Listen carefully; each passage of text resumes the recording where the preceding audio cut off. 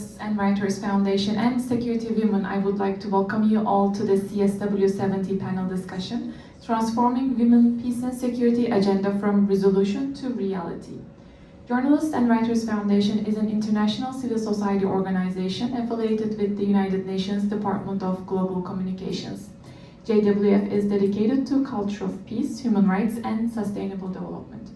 We promote diversity and inclusion by creating forums for intellectual and social engagement, generating knowledge with stakeholders, building partnerships worldwide, and developing policy recommendations for a positive social change. SecurityWomen is also an international advocacy organization for the inclusion of more women in security sector institutions, including the military and police throughout the world.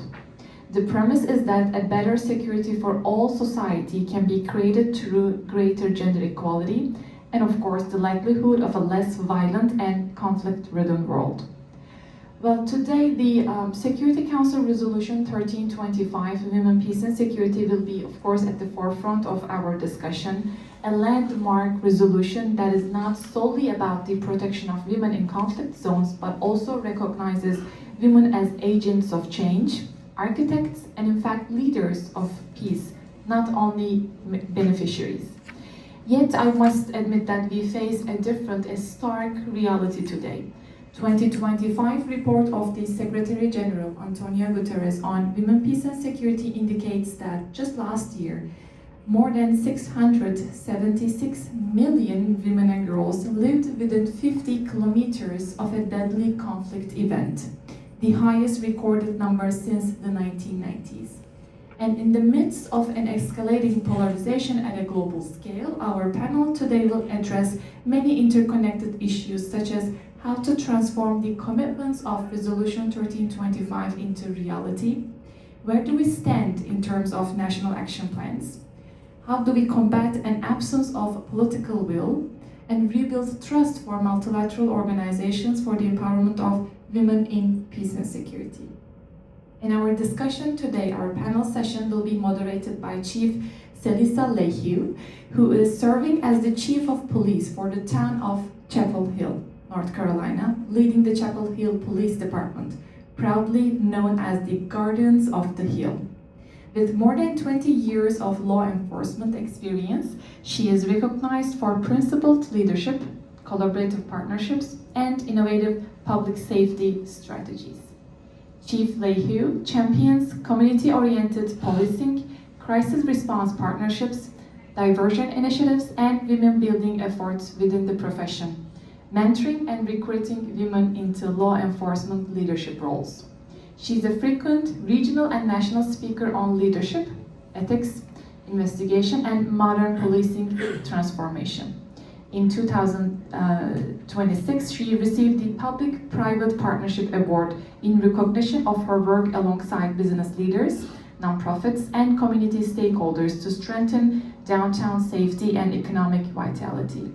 She also serves at the executive board of the North Carolina Police Executives Association and the U.S. board member for SecurityWomen. Chief Lehue holds a master's degree in Justice Administration from Methodist University and is a graduate of PERF's Senior Management Institute for Police. Well, Chief Lehue, over to you. Thank you. Good morning and welcome.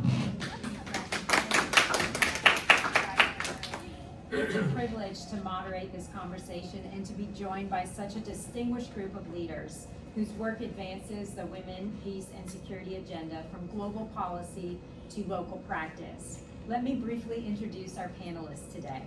Pablo Castillo-Diaz serves as the policy specialist on peace and security at UN Women. For more than 15 years, he has worked to strengthen global efforts to prevent and respond to sexual and gender-based violence in conflict settings and to ensure that the deliberations and decisions of the United Nations Security Council fully address women's right and gender equality. Originally from the Canary Islands, he studied political science and international relations at Complutense University of Madrid and holds a PhD in global affairs from Rutgers University. Welcome.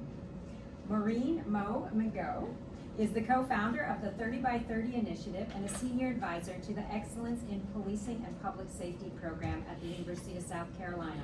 A former attorney with the United States Department of Justice, she has spent much of her career advancing evidence-based policing and leading collaborative reform efforts with law enforcement agencies across the United States.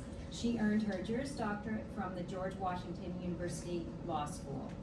Mara T. Johnson is the Program and Research Manager for the NGO Working Group on Women, Peace, and Security, where she leads research and policy analysis that informs recommendations to the UN Security Council. Her work focuses on advancing accountability and strengthening implementation of Women, Peace, and Security agenda. Prior to this role, she worked with the Global Justice Center, supporting women's civil society organizations, advocating for justice and accountability in conflict settings.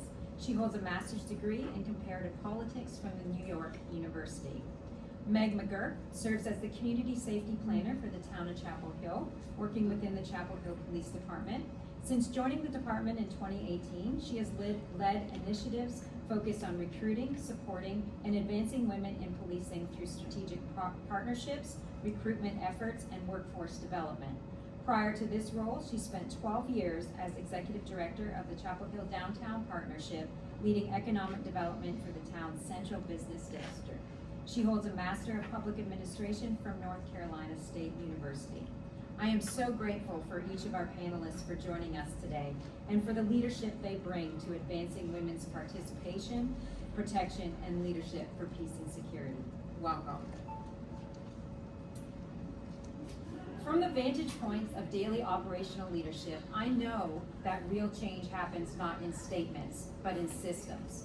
Today, we examine how the Women, Peace, and Security agenda move beyond endorsement and becomes embedded in the way institutions hire, promote, protect, and lead. 25 years after Resolution 1325, the question before us is not whether women belong in police and security. It's whether our institutions are willing to do the structural work required for implementation. Pablo, I'm going to start with you. From inside UN processes, what does the lack of political will actually look like in practice? Thank you so much. I'll give 3 concrete examples.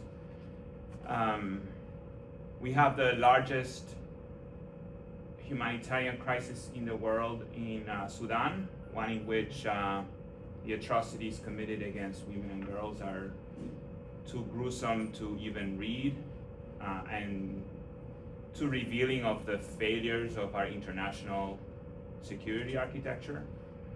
And yet there are many efforts, diplomatic efforts to resolve the conflict, and none of them include women meaningfully, and most of them exclude them completely. And the UN, to my knowledge, the UN is not making much noise even about this. We also have the world's most systematic repression of women's rights in Afghanistan. And yet the Taliban still get exemptions to travel, exemptions for their sanctions, to travel outside of Afghanistan. And the UN is not at the forefront of the movement to codify gender apartheid as an international crime. And finally, we have the world's largest terrorist organization in Daesh, one that at its peak, when it controlled a big chunk of Iraq and Syria, ran one of the most well-documented systems of sexual slavery and trafficking. Yet, again, none of them have been sanctioned to date by the UN sanctions committees. So those are 3 examples. Thank you. What leverage exists within the UN system to move member states from endorsement to enforcement? So when enough powerful countries agree, which is very rare these days, the UN can authorize the use of force, set up international justice mechanisms, and impose sanctions.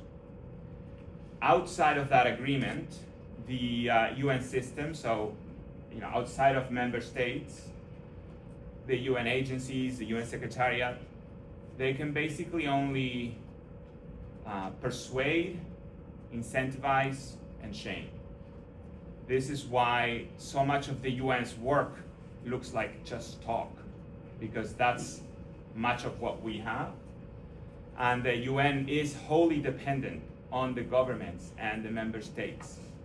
Rich countries for money, the rest of the countries for visas to even be in those countries.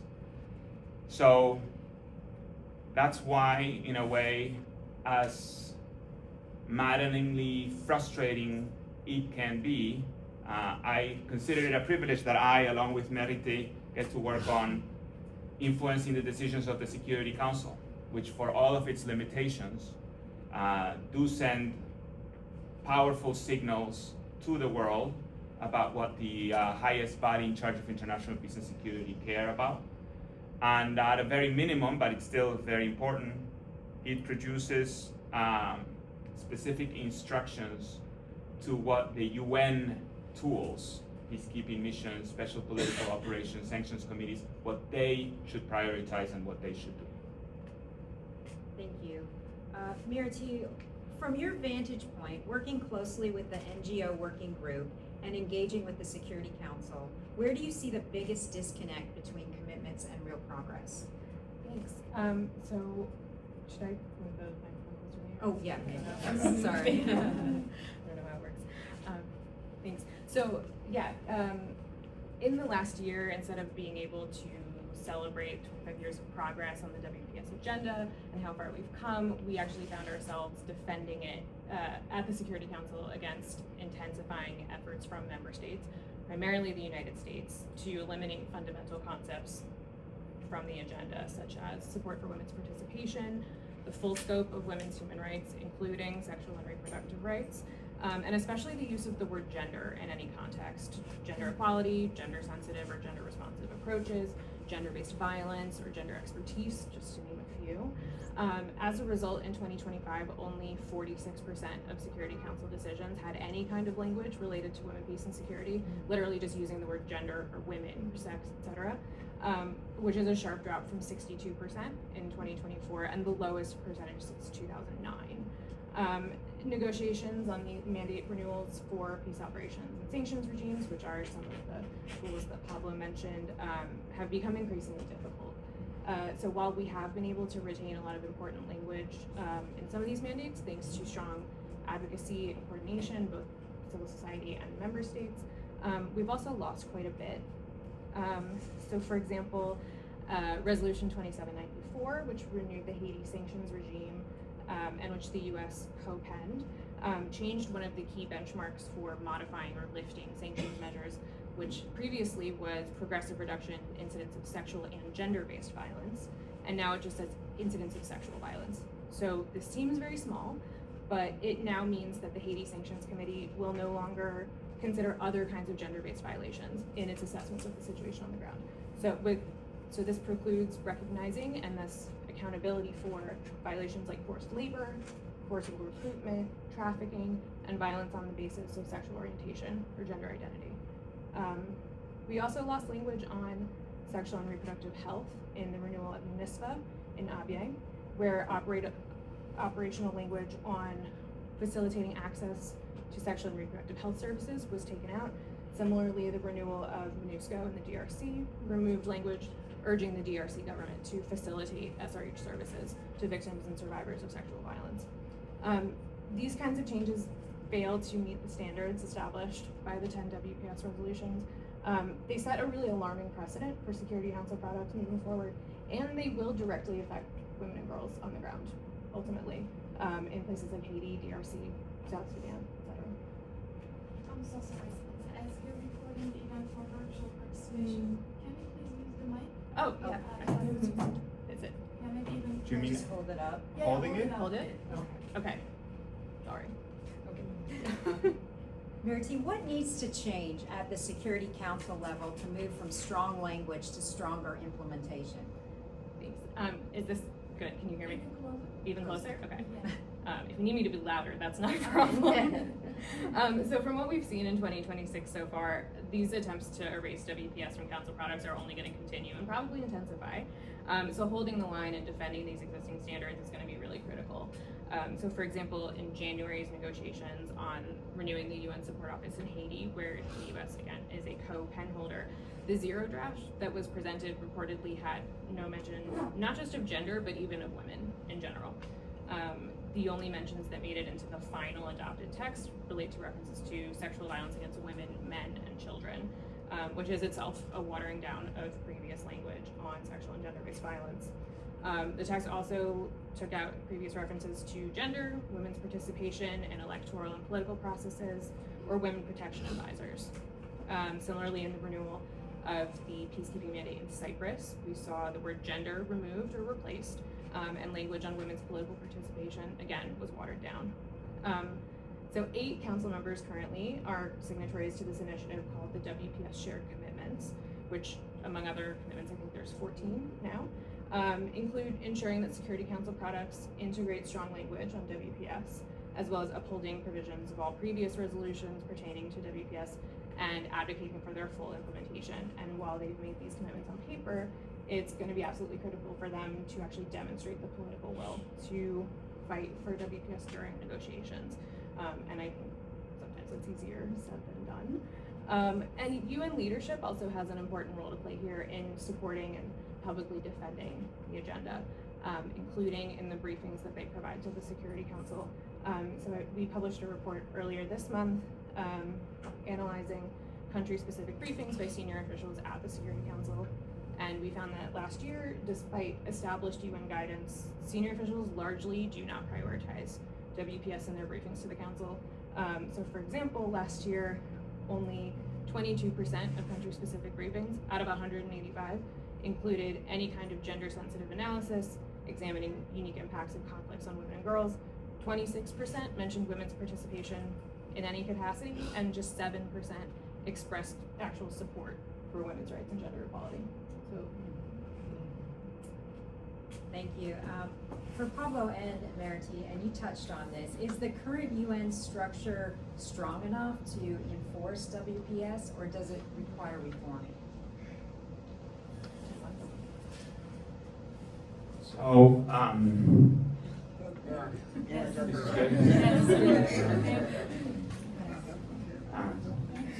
so this is me talking. It's not UN Women's position or anything. This is just my personal opinion on the matter. I worked at the UN for long enough to have to know that I don't think structural reform solves the problem. At least not in the way that structural reform is understood at the UN, which is all about, mergers and tinkering with these posts and adding these posts and cutting these posts and rebranding these things and moving this box to this other box. I don't think that the specific shape of the bureaucracy does anything to solve this problem. I think it has more to do with political, bigger political questions, and the fact that many of women, peace, and security norms, or some of them at least, are not, first of all, are not illegal and are not a priority for either the government or the voters of many of the democratic countries that support this agenda. So I think that that's also part of the equation, and it shows in how governments actually prioritize and fund what they fund and not fund what they fund. But through the years, different attempts at restructuring have either failed or respond more to personal or political interests rather than sort of a best design technical assessment. And I've seen this in the context of growth.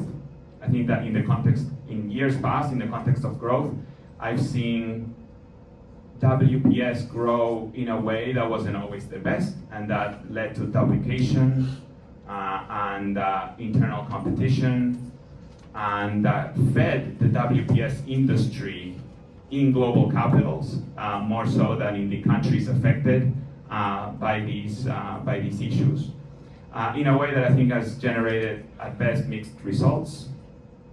And then in the politics of contraction, which are the politics of the moment, I think we're likely to cut both flesh and bone as much as we cut fat. So I'm generally skeptical. I think that one could dream of a completely different UN, one which spent much more on the 30 to 40 countries that really need it, and much less in the global capitals, but they are the ones that are actually paying for all of it. And also maybe a different UN, one in which our development, humanitarian, and peace and security support was conditional on certain human rights and gender equality principles. But that again risks the UN being even more sidelined or replaced by completely different external actors. Still, I think that structural reform, in the way that we talked about it, the tinkering with the bureaucratic shape, won't fix it. And one of the worst suggestions I've heard is the appointment of a special envoy on women, peace, and security. I think that we have plenty of high-level UN officials in headquarters with a mandate to working on these issues, and having another one will actually make things worse, in my opinion.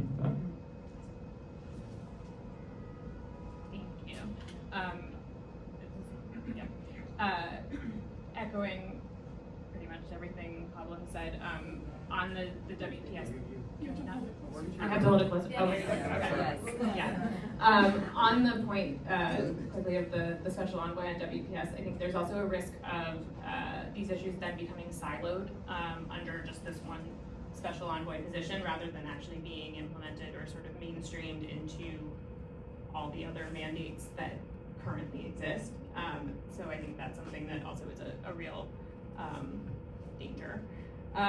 Just in general, just to add, I think the WPS agenda and international law in general they're not self-enforcing. It's up to member states to actually demonstrate the political will to uphold these standards and defend them without double standards, across all situations. In the context of the Security Council, it's the primary body tasked with maintaining international peace and security, but as all of us in this room probably know, it's increasingly unable to actually carry out that mandate, whether it's in Ukraine, Gaza, Sudan, at the expense of its own credibility, really. Negotiating space is also shrinking across the board, not just on WPS. The Council's making progressively fewer decisions. Last year, it made adopted 44 resolutions, which is the lowest since the end of the Cold War. We're just seeing shrinking space, increasing polarization across the board.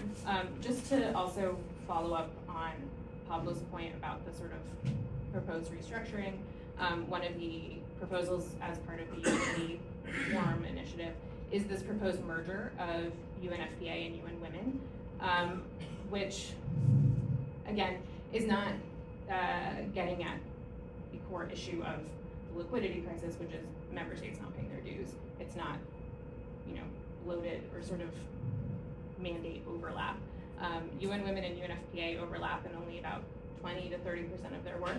So they do have really distinct mandates, and the idea of potentially merging them could actually lose a lot of expertise on SRH and gender equality at a time when we need that more than ever. So I think it is not a great idea, and the decision ultimately rests with member states on whether to carry that out. Thank you so much. Mo, apparently you have to eat the microphones. What distinguishes reform that survives leadership turnover from reform that fades one's attention shifts? I love that question. Yes, amazing question. At first, I just want to say, I feel like we've heard a lot of realistic and appropriate focus on how bad things are in many ways, right? But I will tell you, being in this room with these people is doing a whole lot of good for my soul. I mean, we've certainly had our own share of challenges in doing this as a whole. Thank you.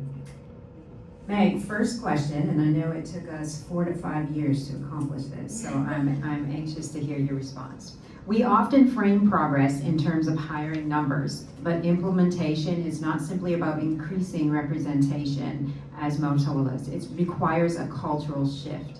How do we change the institutional mindset so that women's competencies are not viewed as an additive, but as an essential indicator of stronger, more effective organization overall? Good morning, everyone. To give a little context here, my position at the Town of Chapel Hill Police Department is recruitment and hiring, and that's my chief at the end of the table that I work for. So, He has to get this right.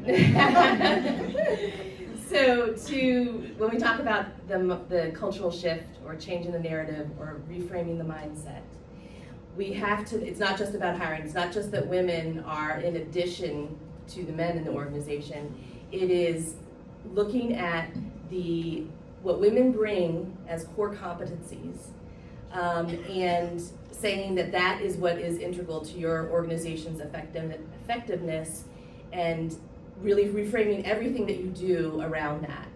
So that's not about representation, it's about a mission-driven kind of efficiency and effectiveness for the organization.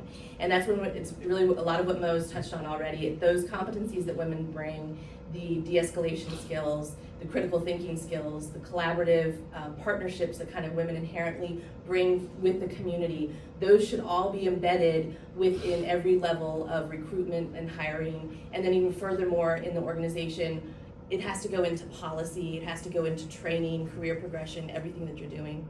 It's important that leaders then talk about it like that. So that it isn't about bringing women, it isn't leaders saying we're bringing women into the organization, it's women saying we are focused on collaborative partnerships, we are focused on these core capabilities that are inherent to that kind of mission-driven effectiveness. And then it really is that those are no longer considered soft skills that women have, right? They are part of what the organization does to be successful. And that's kind of when the narrative happens, when those capabilities are represented in every single level of the organization. Leaders are speaking about it as organizational effectiveness.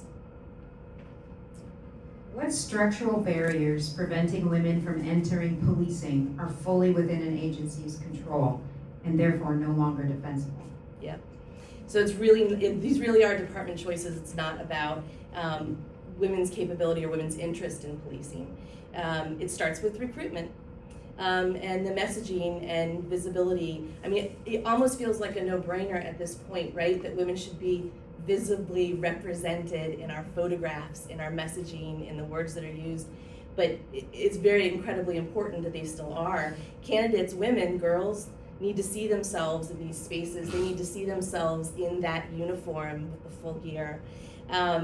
And the candidates really do pay attention to who holds leadership positions. Being in the space that I am with recruitment and hiring, and we ask these questions, through the entire process. What is it about our department that interests you? What is it? Why are you, motivated to pursue policing? And since we joined the 30 by 30 initiative a few years ago, since Chief Leahy has been our, very visible leader, it is not uncommon anymore for both men and women to reference that we are part of the 30 by 30 initiative and to say something about, I saw Chief Leahy on the news or I saw her on social media. They see themselves in this space as a police officer because they're seeing our department representing that. It's also really important, it continues with beyond just the hiring, but within the entire process, that some departments they take way too long. One of the big reforms that we had within our organization when Chief came in and I started getting into recruitment and hiring is reducing the hiring process. Some organizations take 4 to 6 months. We do it under 2, and we've even done it as quickly as 1. When Chief has told me to get it done, we get it done. And then we over-communicate. When I started in recruitment and hiring a few years ago, it was a generic email. It said hiring at, right? And there was no name attached to who was the person you were going to talk to or who was going to take you through the process. There was no next steps. There was nothing ever communicated that said, this is what is going to happen to you in the next couple of months if you want to become a police officer in our department. And that was one of the first things we changed. My name and direct phone line and email are all over everything that we do as part of that hiring and recruitment process. I answer every phone call. I talk to every single person that walks into our department who even just casually says, I'm thinking of becoming a police officer or I have questions. And so that there is a person that is being communicative and transparent. I never let a single candidate leave without saying, these are the next steps if you apply, or, and let them know. And it's really important that that communication is out there. Candidates will view your department as being transparent and fair, and they'll recognize that level of communication is inherent in the department. That if they were to join, that's the kind of communication that happens as they continue in their career. Another important aspect of these structural barriers the departments completely have within their control is the background process, the background investigation of candidates. So often, there is some very inherent traditional, out-of-dated concepts that come to background investigations. Women often have non-traditional paths in careers, or they may have gaps in their careers. And we really have to change that mindset that there isn't one kind of candidate who brings certain education or certain hiring or certain jobs in their background, that women have these very non-traditional things and those bring value. We also have to be very careful to think about if you have external vendors that your organization is working with and hiring, they too are bringing some of those old school inherent biases. And we're talking about when we have external vendors that are going for psychological evaluations or polygraph exams or something like that. You have to make sure that anyone that is working with your candidates has the same values and priorities and philosophies as you do as an organization, because they are assessing them and you need to know what tools and resources they're using to assess them, and that they are in line with what your organization is wanting in a candidate. And all of those are completely within the control of your department. In fact, it doesn't take any money, it doesn't take any policy changes to implement any of that. If an agency is serious about sustainable progress, what metrics should it track immediately to ensure that cultural change? Not just about hiring, but it's actually occurring. Yeah. So the hiring, when you track hiring, that's literally who's just entered your department. It means nothing for sustainability or what's really happening culturally within your department. What you really need to look at is you have to track career milestones at 3, 5, 10 years. We found that it's a different generation, it's a different mindset of whether or not someone enters the police force, whether it's going to be their career or if this is a job. And at those 3, 5, and 10 years, we see people leaving the department because, and it can be for a variety of reasons, right? It could be family, it could be a career change, they could be going to another department, but you need to track when it's happening and why it's happening. You also need to track at those milestones for women who's being promoted, who isn't being promoted, who's putting in for rotational positions or specialty assignments. Are women putting in for those even? Are they even discussing in the department and with their peers whether they're interested in those? And that'll help you see if you are creating your own cultural barriers for women within your department. If it's systemic, it's something you need to address. Or if they're putting in for them. And just like Mo said, whether or not they get them, if you have those same, evaluation and performative measures that are equal, then you know where that shift is happening. Agencies really need to pay attention to why your people are leaving. We always talk about exit interviews, and have structured exit interviews, understand where they're going, but sometimes it's the informal conversations as well. You need to know, and it's fine if they're leaving for, like I said, family reasons or something else, but you need to find out if it's because of something your own organization has created that has made it difficult for women to stay within the organization. And all of those, again, are within the control of the department. Okay, for any of our panelists, how do global commitments translate into daily operational decisions inside our institutions?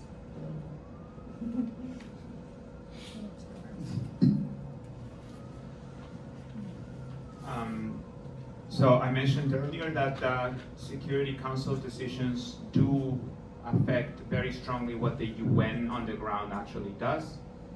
And so the mandates of peacekeeping missions, sanctions committees, special political missions, when they have very detailed instructions on women, peace, and security, that gets reflected in the strategic plan and concept of operations of that mission, and most importantly, in the staffing tables of that mission.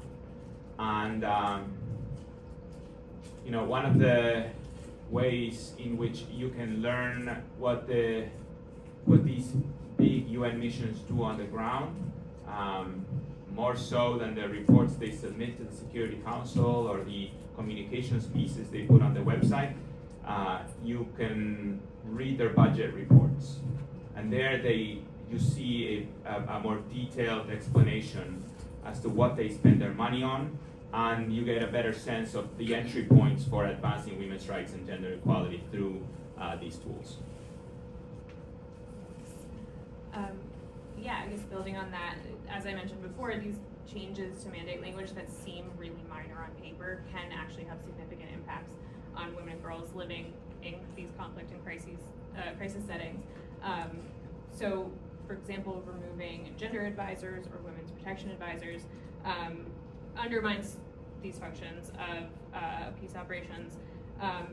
Gender advisors are responsible for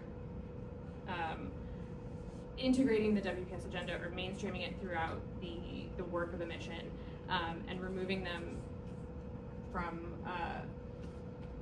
the actual mandate language means that they're not going to be there are not going to be resources allocated to hire people for those positions, especially now in the context of the liquidity crisis where missions are having their budgets cut up to like 15%. If there's not a specific mandate on paper for this person to get a job, it's going to be so much harder for those resources to actually be allocated for them. Are we good? Thank you. Okay, for all of you, what is one change at your level that could realistically be implemented within the next 12 months?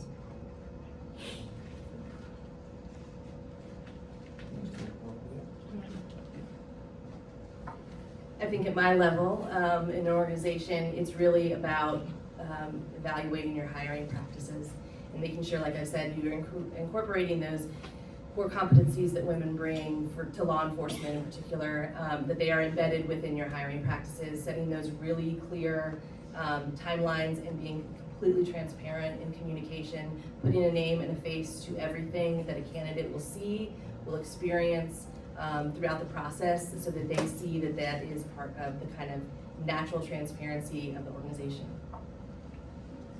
I'll say one thing that we're focusing on over the course of the next year at the 30 by 30 initiative is around improving systems and structures that prevent and address sexual harassment in our public safety organizations. We have some really concerning data in the United States that over 90% of women in these organizations experience sexual harassment. We did a survey of women in our participating agencies, and 100% of the women who responded said they had no faith in their organization or little faith in their organization to be able to respond appropriately if they were to be sexually harassed. I think we are unfortunately at a point in our country where we can't really point to any one particular agency or part of the country that's handling that well and seriously enough. And one of the things that we know is that the psychological safety toll that takes if you're experiencing harassment in the workplace or from your partner even, it can be pretty significant, and it makes us lose really qualified, really wonderful people. So I will say trying to create those standards is something that's a highest priority for us over the next year. I think in terms of the Security Council, what's realistic depends entirely on member states' willingness to actually use all these tools that they have at their disposal. The council can and should preserve all these existing WPS provisions, and it can also add stronger language with more gender components to these mandates, or strengthening the existing language. And member states can also find ways to hold the line. And sorry. and hold the line and make clear that the erosion of the standards is absolutely a red line for them. It's unacceptable. But obviously this is... Yeah, one of my jobs or my tasks, like her, is influencing the decisions of the Security Council.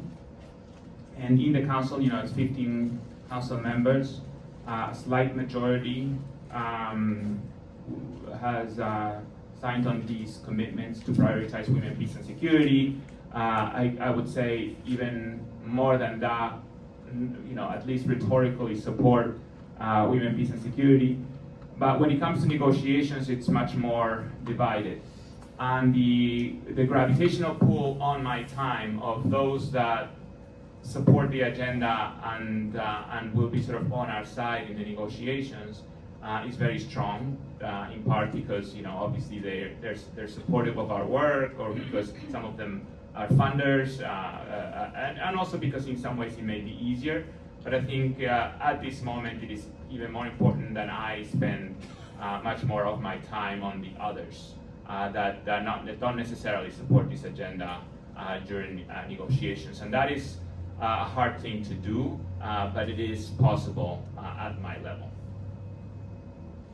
Thank you so much. As we conclude and open it up for your questions, I'd like to just ask each of you to reflect briefly, what is one action you will prioritize, whether policy, partnership, or leadership decision that could most accelerate the implementation of women, peace, and the security agenda? Sorry, maybe this is very similar to the other question, but one of the things I do is influencing the decisions of the Security Council. Other things I do, I manage this global program on women, peace, and security, and I also I write the Secretary General's annual report on women, peace, and security. So a good friend of mine said that this year is very important that in all the spaces that we occupy, all the papers that we write, that we give as much visibility as we can to the politics of resistance in this moment. And so that's what I plan to do. For our part, as the NGO working group, we're an independent civil society coalition. We're going to continue to push for all council members, to defend and preserve WPS standards in all its decisions. For example, one upcoming challenge will be the renewal of UNMISS, the mission in South Sudan, which expires at the end of April. In the 2025 renewal, council members were able to come together like a cross-regional group and retain most of the gender language in that mandate, including gender advisors, women's participation, sexual and gender-based violence, and with South Sudan currently at risk of returning to full-scale civil war, it's more important than ever that the Security Council work to ensure that women and girls are central to the UN's response on the ground. The NGO working group, we're also going to continue our work of supporting independent women civil society to brief the security that it holds them accountable in a way as well. Just to mention another sort of component of our research is we're seeing a concerning decrease actually in the number of women civil society who are being invited to brief the Security Council. So last year, the council only heard 31 briefings from women civil society, which is a 44% decrease from 2024 and the lowest number since the COVID pandemic in 2020. This is likely due to a number of factors, not just the travel restrictions to the US, but also security concerns for women from different contexts. It's very dangerous to them to potentially speak out so publicly, and also the sort of political dynamics at the council. For example, last year we also only had one Sudanese woman brief the Security Council at all, compared to I think 6 briefings the year before.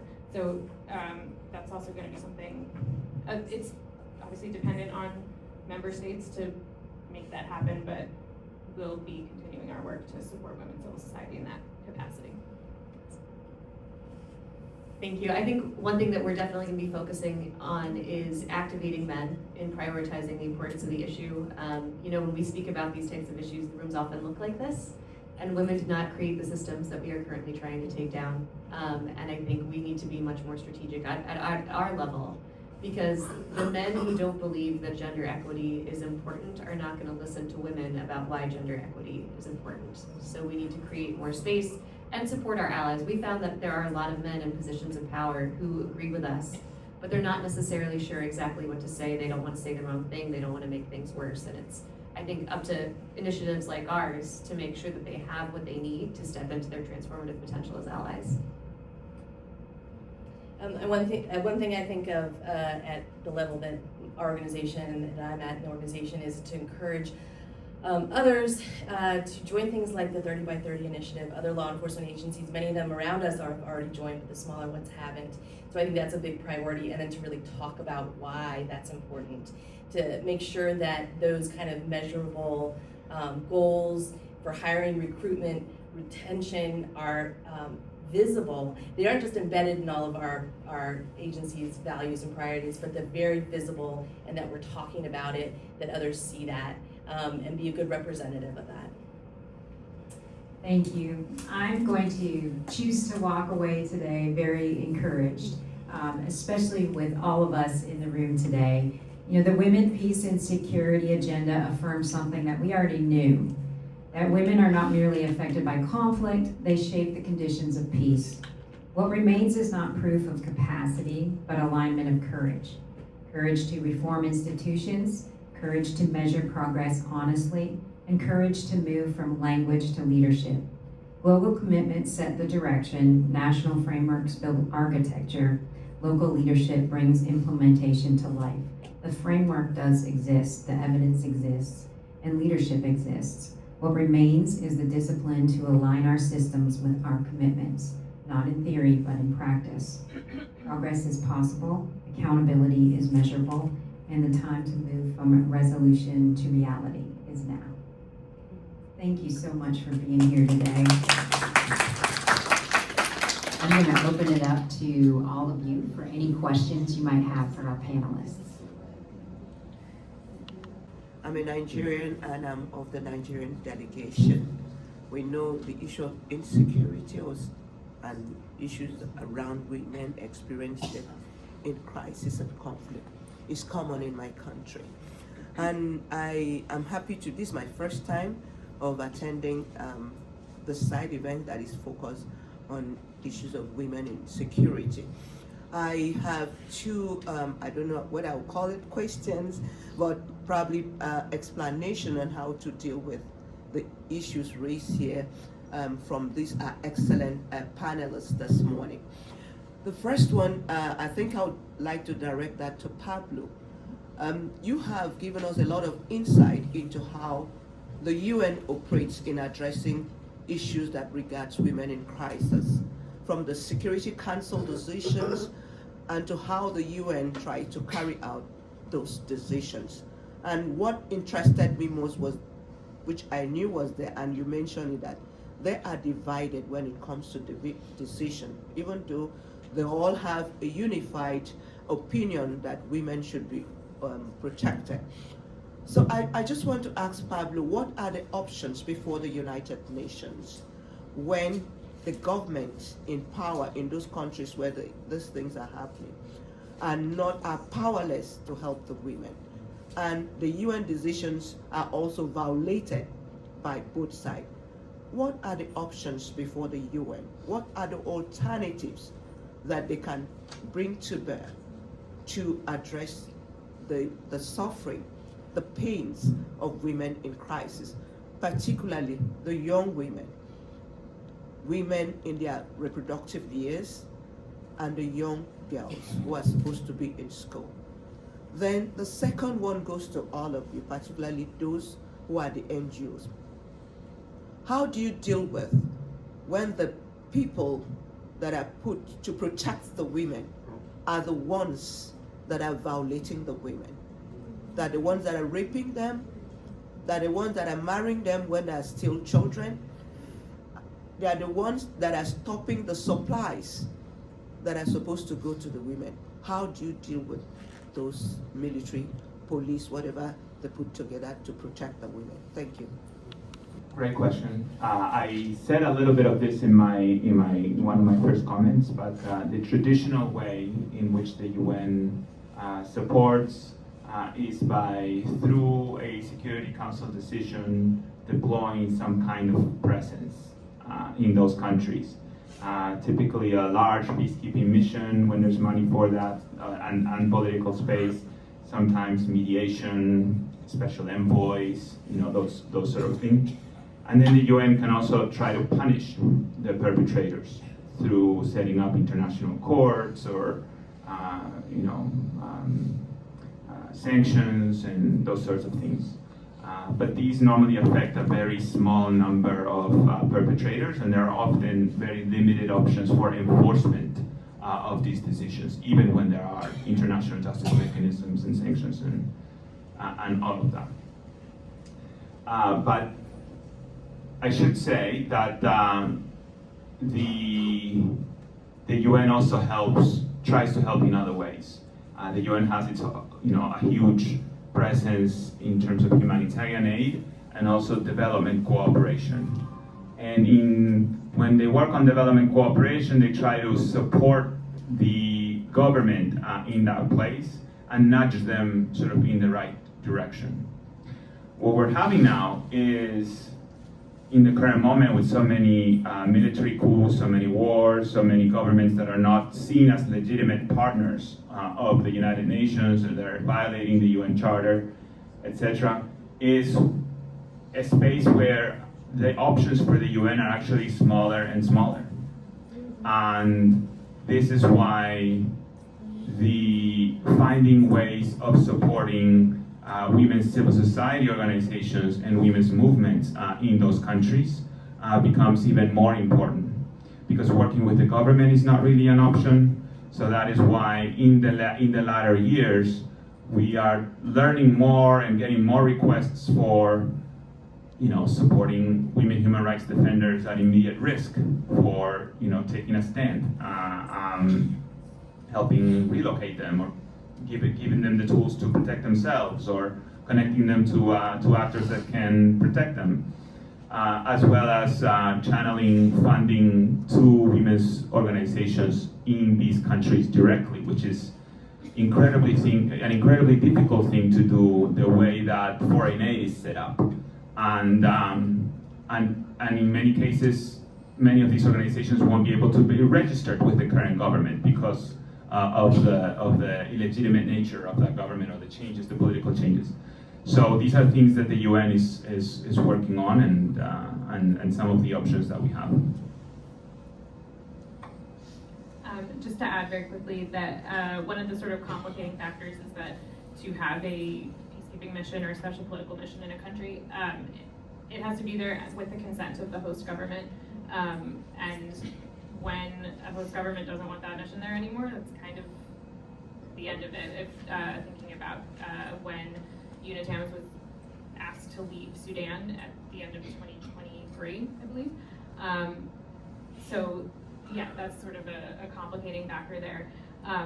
Also, just to sort of piggyback on the point about women human rights defenders, in addition to the sort of existing funding structure being really difficult for them to obtain funding, they've also been the hardest hit by humanitarian aid cuts. Because they are so small, a lot of Human Women did a study last fall that the majority of the organizations they surveyed said that they would have to shut down within the next 6 months if the situation didn't change. I'll address the second question about how to possibly respond when people who have been given the power of the state abuse it and use it to hurt women. And it's horrifying to hear and think about. I mean, it's not widespread, but we certainly have instances of that in the US, and there's actually just a high-profile case in one of our major metropolitan departments where someone had been doing that for years, and there were dozens of victims that were encountered. I think for so many people that's so unconscionable, they don't even think that that's a possibility. So shedding light on it, holding people accountable whenever we can, but that requires some government structures that might not be in place. The other thing to think about is, and it's not a satisfying or immediate solution, but going back to those hiring standards, who are you getting for the job?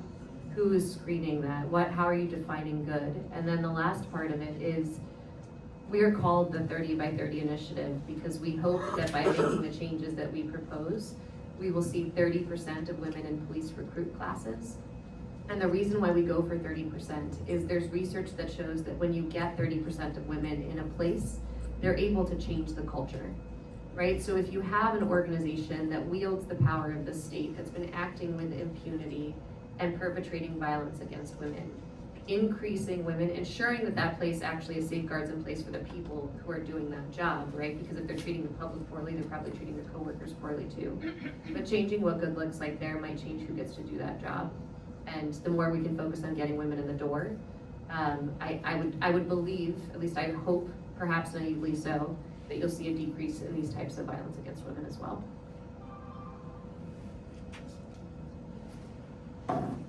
To go through all the emerging threats, all the new, like the last resolution was in 2019. Do we need more resolutions? Do we need new resolution, new language to cover emerging threats, emerging challenges? This is my first question. For my second point, it's more like, I'm just wondering, when Pablo were presenting and we just raised the issue of the appointment of special envoy on peace and security at the United Nations, and this would solve the issue or make it worse. I don't know if you are speaking about operationalizing the agenda, like we need to move from the commitments to the on-ground work. Wouldn't, for example, hiring special envoy or gender advisor or technical person like has a special mandate on peace and security, has a specific mandate, I would say that this would make the situation, won't solve the solution, won't give the solution or won't solve the issue, but I'm just thinking, would that make the situation any better? Because she was just asking about the peace operations, for example, we know the cases of sexual exploitation and abuse in peace operations, but whenever the UN, for example, hired gender advisors or advisor or gender technical people that works on the mission on gender advisor, we know that, for example, the cases of reporting increased. For example, it increased the trust in the mission itself, or it decreased the number of the cases of SEA during the mission itself. So this just made me wonder, if we are hiring the special envoy on peace and security, would this practically making it worse or help solve the situation itself? So I was just wondering, it's just a thought I want to share with you, a reflection. Thank you very much.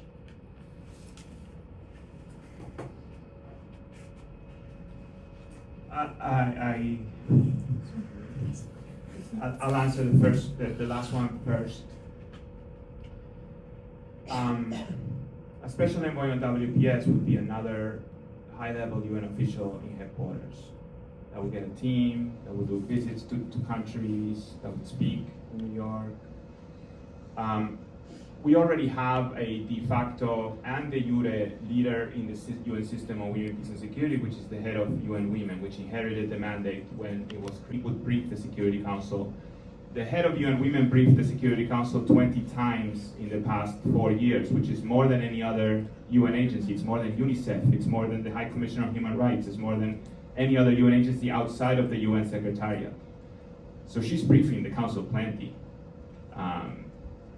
But most importantly, the head of the Department of Political Affairs and the head of the Department of Peacekeeping Operations are also very involved in implementing women, peace and security, and feel this way. So when there's big meetings, they want to be there. If we're talking about women, peace and security, they want to be there. The Secretary General is very involved. The Deputy Secretary General is also very involved. If we create a special envoy on women, peace and security, that all goes away, and then we just silo it in this one person. And again, what we need is expertise and money on the ground, not in New York. Whether it is gender experts in the UN, or it's actually more funding for civil society organizations on the ground, or even more support for governments that want to do something positive. Not more Undersecretary Generals in the UN, which we have way too many of. If UN80 should be about something, it should be about reducing that number, in my opinion. And then secondly, on whether the WPS agenda itself is fit for purpose, I believe it is. I believe there's no issue with the agenda in itself or in its conception. It's just that we haven't implemented it. I think we've done plenty of good things, and it's important to recognize that. The programs servicing millions of women in conflict-affected countries, whether through tailor-made humanitarian aid for female-headed households or reproductive health or domestic violence survivors or sexual violence survivors, many of these programs didn't exist in the 80s or in the early 90s. They are sort of a new thing. The hundreds of laws in conflict-affected countries that have been adopted that are favorable to women's rights, the targets for women in security systems or in justice systems, these didn't exist before, and so those are all positive things, and those are things that women's organizations got done, and they should be celebrated for it. But we fell short in the two most important respects. We did not change the face of power and politics, and especially in conflict-affected countries precisely, and in the superpowers, in the powerful countries that determine much of what happens to all of us. We have not changed the face of politics and power there, and we have not changed the upward trajectory of military spending, which dwarfs by hundreds of times what we spend on the UN or civil society organizations or any of this. So I think that it's not a problem of the agenda itself. It's that, the powerful people have not wanted to implement it. Yeah, agreed. The agenda itself is absolutely fit for purpose, and I think from the experiences of our partners around the world, partners from Myanmar who are advocating for establishment of a federal inclusive democracy, they are using the agenda in their advocacy, not just at the UN, but in regional fora, in their own national decision-making processes. The agenda itself is not the problem, it's the implementation.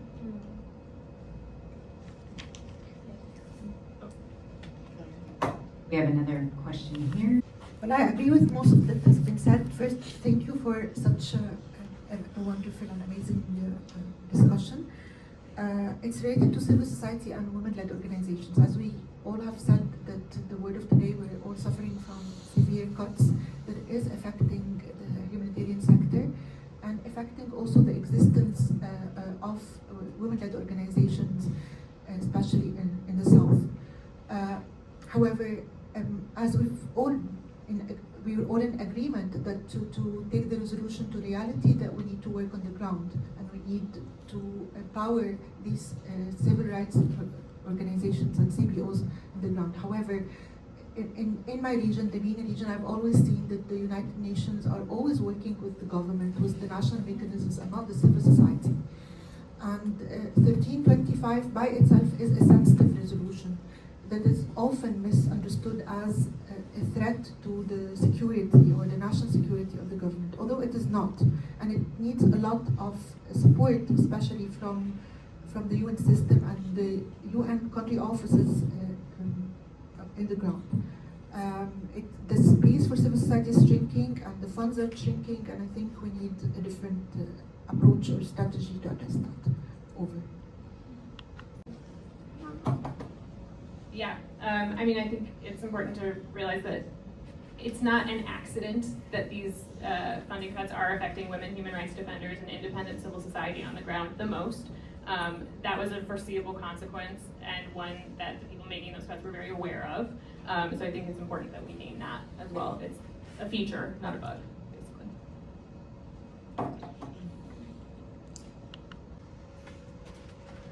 Thank you. Hi, my name is Shira Powers. Thank you so much for being here. I'm so appreciative. This is going to be a more centralized question, mostly for within the domestic-ish center of America. How can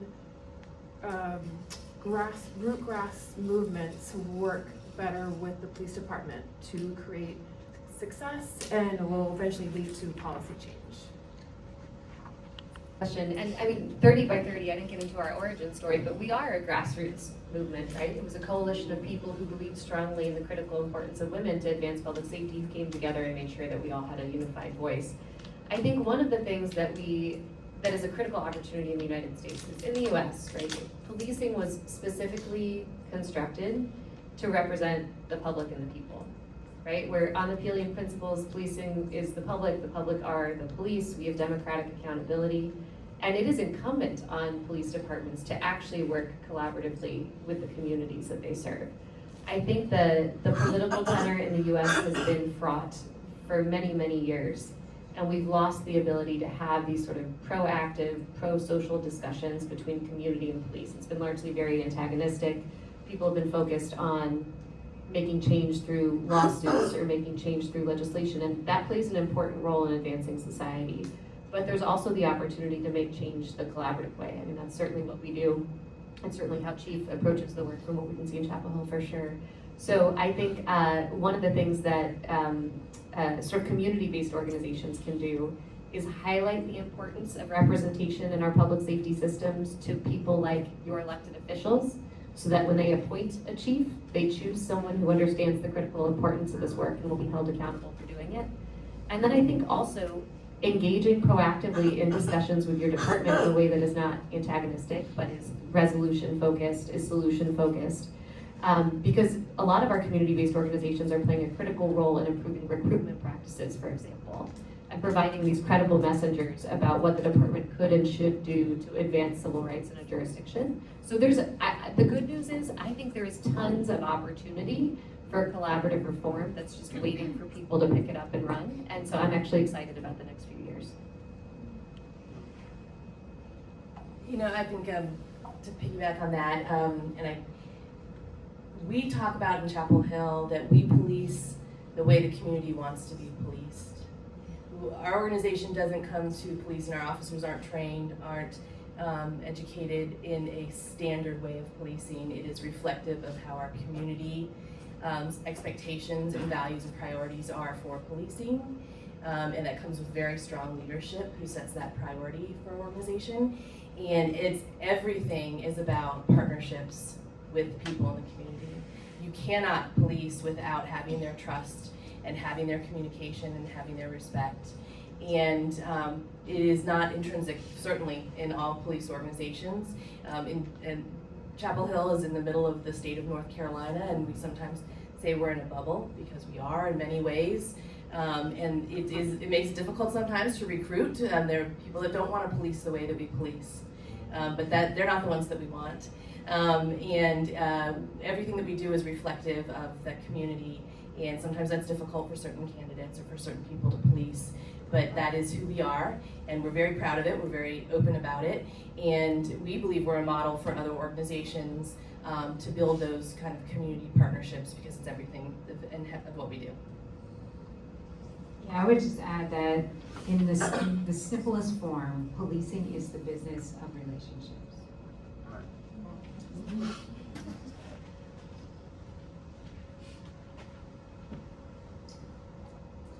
Thank you. I'm with Our Secure Future, and we have worked with UN Women co-hosting NAP academies regionally in the Caribbean and in South America. And I've also left some of our briefings and papers on the back table to look at.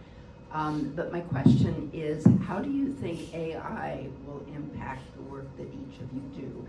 And before you answer that question, one of the things we're working on is developing an AI app where you can enter a question and it can respond with the WPS lens. Great question. Who wants to tackle that? Mo? I can yell. Can we take one more so that you can? Oh, yeah. Okay, my question is calling for women inclusion in security sector.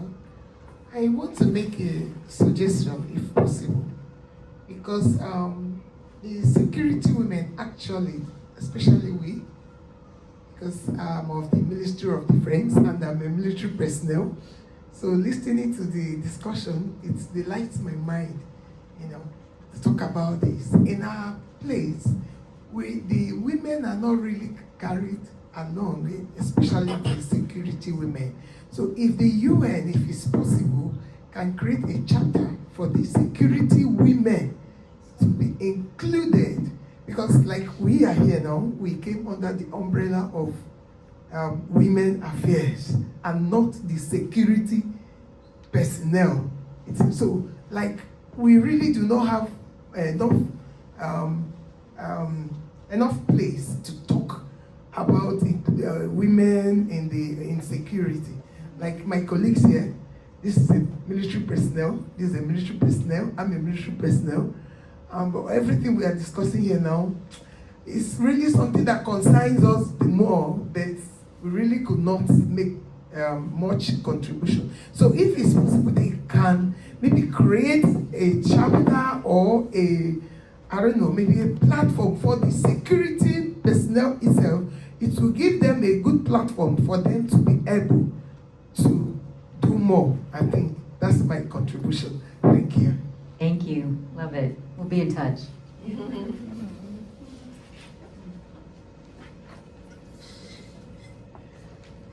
Thank you. I was wondering if AI was going to come up. It's hard to have a conversation about the future without talking about AI. And so I'm a Luddite and I'm terrified of it, but we are proactively working with tech companies regardless, because if there is a dystopian future, I'd like to play a small role in maybe making it a little bit better. So one thing that we all have to remember, right, is AI is only as good as the data it is trained on. And around the world, the existing data is biased against women and underrepresented groups, right? So AI systems in their current form, without intentional design, will perpetuate the disparities everyone in this room is fighting against.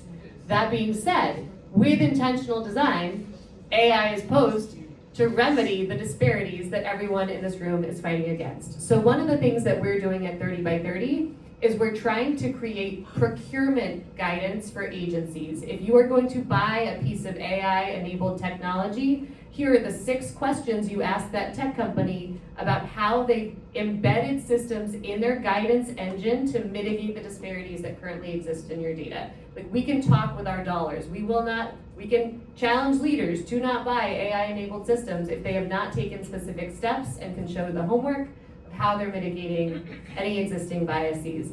The other thing we're doing is we're working with a tech company that works on professional development for law enforcement and people in the security sector.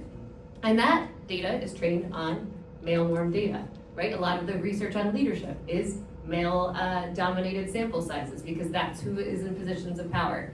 We are working with them to build what we are calling a wisdom layer that takes the lived experiences of women, highlights the unique value of women, and highlights the unique needs of women, as well as the specific legal protections that exist for women in a police department, and make sure all of those types of issues are embedded into the guidance that that tool provides, so that we are mitigating some of those disparities, and again, trying to use them to create equity and equality. But, you know, look, I'm not a tech person, but we can hold tech people accountable with our dollars and with the messages of what we expect for them to do.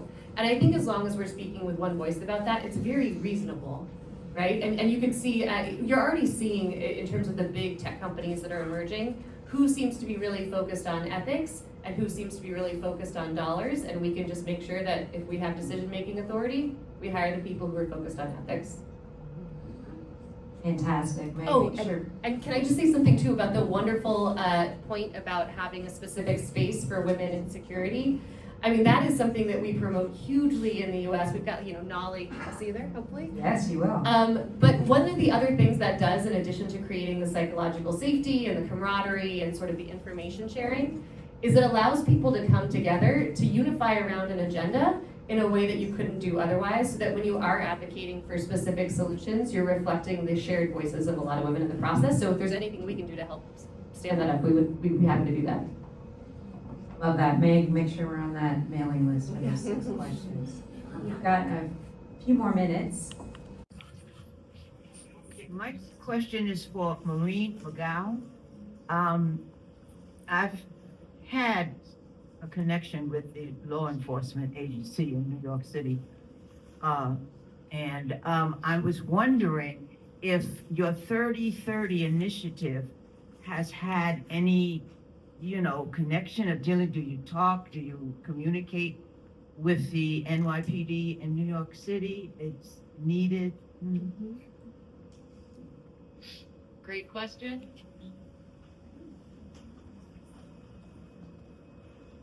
Thank you. So one of our first agencies to partner with us was the New York City Police Department. It was under Commissioner Shea. He actually went on the road for us a little bit, talking about the importance of this work. And there is a deputy commissioner for equity and inclusion at the NYPD. That was a role that was first held by Tracy Cassie, who later went on to found CPE. And we actually hired the next deputy commissioner for equity and inclusion to be our director of 30 by 30, Dr. Tanya Meisenholder. So we do have a strong connectivity at NYPD. The thing about NYPD and a lot of these major metro departments is it is a very big ship to turn. We see some of the quickest improvements in the places you would not expect it, right? A 10-person agency in the middle of Nebraska, which is not where you'd expect to find a lot of gender equity progress. In a large agency like that, we've got decades of work. That being said, I think we also have created the space to have the relationships with the people who will be there for decades. It's hard when you work at the top. We didn't realize, I think, how quickly chiefs turn over when we first started our model, but average is 2 years. Because of how we're building this though, and because of all of the different levers that have to be pulled at the agency level, I do think we have strong relationships with people who are gonna be there till they retire, and hopefully we can keep doing the work. But I don't know if it'll make you feel better or worse, but I think every major metro department that we work with in this country, which is most of them, has a lot of challenges, and understandably so, just because of the size and the scale. But yeah, if you want to talk offline about your experience, I'd be happy to chat. I want to thank our panel once again. Thank you for being here, and thank you to all of you for being in this space today. Samri? Well, thank you so much, foremost, for your engaging participation, active role that you took today, and many thanks to all the experts here. Well, having the last chance to address one more question, maybe to Pablo. Maureen mentioned this. In such spaces, it's really hard to find a male expert. As the Journalists and Writers Foundation, we are creating these civil society spaces on the sidelines of CSW for the last 12 years. And I must say that it is a challenge personally for me to get a male expert on board. So thank you so much for your leadership in this space. Well, both you and Merit noted about the UN initiative, UN80 initiative. Well, there's a proposed merger of UN Women with UNFPA, the Population Fund, and I think we absolutely needed a reform for this multilateral organization to better address the swiftly increasing human rights crisis. But as a human rights advocate working on women's rights, civil society spaces, I'm particularly concerned about this action. Because in patriarchal societies, in undemocratic regimes, we see ministries of women washed away. And when entities are eliminated that has a particular focus area on women and gender, we see the rate of stagnation in gender issues in women's rights even further escalate. So I would like to ask if, as you are working in UN spaces, if there are any particular ongoing dialogues or platforms that us civil society members can advocate for the existence of UN women, particularly for the ones if you don't have any consultative status at ECOSOC or DGC, it's quite hard for us to get a safe zone at UN. So anything maybe NGO group on women, peace and security, or UN entities leading a safe space for civil society actors to be a part of this process.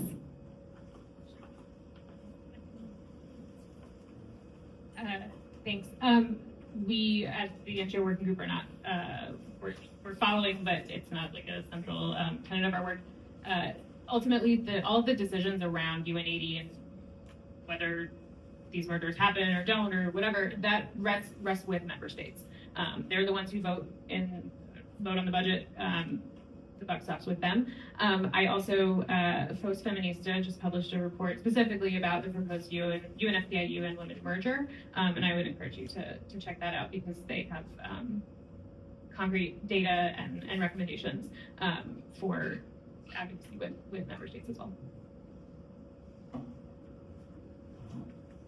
Yeah, what she said, lobby member states. There are channels, UN Women has channels. You can reach out to the civil society division within UN Women to inquire about those channels. But the buck stops with the member states. So if you want to influence, that's where you want to go. Thank you all again for being here.